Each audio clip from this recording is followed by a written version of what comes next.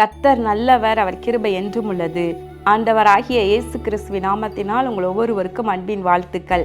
தேவ கிருபையும் சமாதானமும் உங்களுக்கு பெருகுவதாக. இன்று ஜனவரி 7ஆம் தேதி. இந்த நாள் விசேஷமாக 7வது நாளாக கர்த்தரை எப்படி துதிப்பது, எப்படியெல்லாம் கர்த்தர் துதிக்கப்படுகிறார் என்பதை குறித்து நாம் ஒவ்வொரு வசனமாக கடந்த 6 நாட்களில் தியானித்து வந்தோம். இன்றைக்கு 7வது நாள்.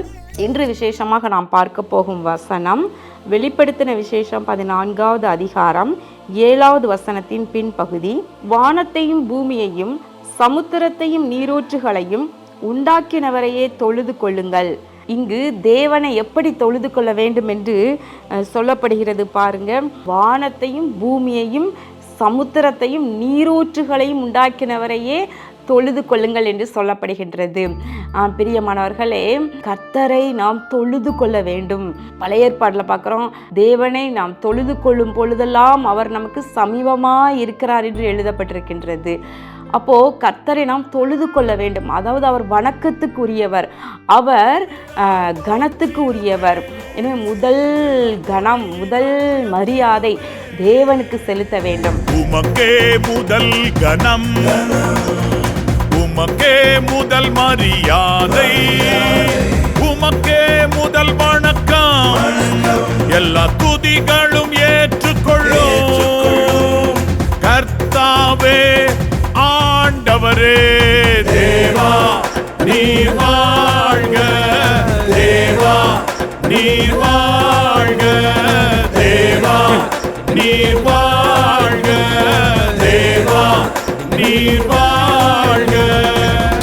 தேவனுக்கு தான் முதல் கணம். நம்முடைய வாழ்க்கையில் முதல் மரியாதை அவருக்கு தான். அவரை தவிர நம்ம மற்ற மனுஷர்களுக்கோ அல்லது மற்ற உலகத்தின் காரியங்களுக்கோ அல்ல நம்ம விரும்புகிறதற்கோ நம்ம கணம் கொடுத்து மரியாதை கொடுத்து போவோமானால் அது தேவனை அசட்டை பண்ணுவதை போல. இங்கு பாருங்களேன், அவரையே தொழுது கொள்ளுங்கள். கர்த்தரையே. அவர் எப்படிப்பட்டவர்? அவர் வானத்தை உண்டாக்கினவர், பூமியை உண்டாக்கினவர், சமுத்திரத்தை உண்டாக்கினவர். இங்கு இன்னும் சேர்த்து சொல்லப்படுகிறது, நீரூற்றுகளையும் உண்டாக்கினவர். அப்போது இதெல்லாம் வேற ஒருவரால் உண்டாக்க முடியவே முடியாது.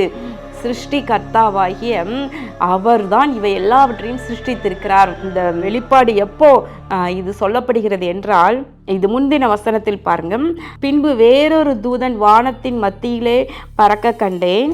அவன் பூமியில் வாசம் பண்ணுகிற சகல ஜாதிகளுக்கும், கோத்திரத்தாருக்கும், பாஷைக்காரருக்கும், ஜன கூட்டத்தாருக்கும் அறிவிக்கத்தக்க நித்திய சுவிசேஷத்தை உடையவனாயிருந்து. இப்போ ஒரு தூதன் வெளிப்படுத்தின விசேஷம் எல்லாமே இனிமேல் நடக்க போகிறத குறித்து தெளிவாக திவ்ய வாசகனாகிய யோவானுக்கு வெளிப்படுத்தப்பட்டது தான். அதில் சொல்லப்படுகிற காரியங்கள்லாம் இனிமேல் தான் நடக்க போகுது. அதில் ஒரு காரியம் என்னன்னா, ஒரு தூதன் வானத்தின் மத்தியில் அவர் பறக்கிறார். வானத்தின் மத்தியில் பறக்கும் பொழுது அந்த தூதன் என்ன அறிவிக்கத்தக்கதாக அவர் கையில் என்ன இருந்ததுன்னா, நித்திய சுவிசேஷம். அதாவது தேவன் ஒருவரே, இயேசு கிறிஸ்து நமக்காக பாடுபட்டு மரித்து சிலுவையிலே இரத்தம் சிந்தி அடக்கம் பண்ணப்பட்டு 3வது நாள் உயிரோடு எழுந்தார். அவருடைய இரத்தத்தினாலே நமக்கு பாவ மன்னிப்பு உண்டாயிருக்கிறது என்று நாம் அந்த நித்திய சுவிசேஷத்தை உடையவர்களாக இருந்து மரணத்திற்கு பின்பும் அதாவது இவ்வுலக வாழ்க்கைக்கு பின்பும் நமக்கு நித்தியமான ஒரு வாழ்க்கை இருக்குது. அதற்கு ஒரு நற்செய்தி, அதுதான் நித்திய சுவிசேஷம். இதனை உடையவனாக அந்த தூதன் இருந்து அவன் மிகுந்த சத்தமிட்டு தேவனுக்கு பயந்து அவரை மகிமைப்படுத்துங்கள் என்று சொல்லுகின்றார். அந்த தூதன் தேவனுக்கு பயப்படுங்க, 2வது மகிமைப்படுத்துங்கள் அவரை. அவர் நியாய தீர்ப்பு கொடுக்கும் வேளை வந்தது.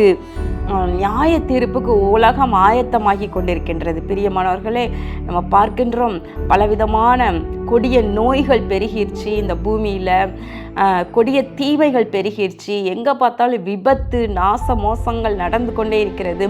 இவையெல்லாம் என்னன்னா, காலம் முடிவடைய போகின்றது, உலகம் முடிவடைய போகின்றது, எல்லாவற்றுக்கும் முடிவு சமீபமாயிற்று என்று சொல்லப்பட்டது போல முடிவு சமீபமாயிற்று. அப்போ நியாய தீர்ப்புக்கான வேலை வரப்போகுது. அப்போ தேவனுக்கு பயப்படுங்க, அவரை மகிமைப்படுத்துங்கள், அவரை தொழுது கொள்ளுங்கள். அவர் வானத்தையும் பூமியையும் சமுத்திரத்தையும் நீரூற்றுகளையும் உண்டாக்கின தேவன். நம்ம வரிசையாக நம்ம பார்த்தோம் இல்லையா, ஒவ்வொரு துதியாக நம்ம பார்த்தோம். அதே போல் இந்த துதியையும் நம்ம சொல்ல பழகி கொள்ளுவோம். கண்களை மூடி ஜெபம் பண்ணுவோமா? எங்கள் அன்பின் பரலோக பிதாவே, இதோ இந்த நாளிலும், இந்த வருடத்தின் 7வது நாளிலும் கூட நாங்கள் தியானித்த வசனத்தின்படி ஆண்டவரே, நாங்களும் உமக்கு பயந்து உம்மை தொழுது கொள்ள, உம்மை மகிமைப்படுத்த ஒவ்வொருவருக்கும் உதவி செய்வீராக, ஒவ்வொரு தேவ பிள்ளைக்கும் உதவி செய்வீராக. இதோ காலம் சமீபமாயிற்று, கர்த்தருடைய வருகை சமீபமாயிற்று, அவருடைய நியாய தீர்ப்பு சமீபமாயிற்று என்பதை உணர்ந்து எல்லாவற்றிலும் பயத்தோடு கூட உம்மை மகிமைப்படுத்த ஒவ்வொருவருக்கும் உதவி செய்தருளும். வானத்தையும் பூமியையும் சமுத்திரத்தையும் நீரூற்றுகளையும் உண்டாக்கினவரையே நாங்கள் தொழுது கொள்ளுகிறோம். இயேசு கிறிஸ்துவின் நாமத்தினாலே இந்த ஜெபத்தை ஏறெடுக்கின்றோம் நல்ல பிதாவே, ஆமேன்.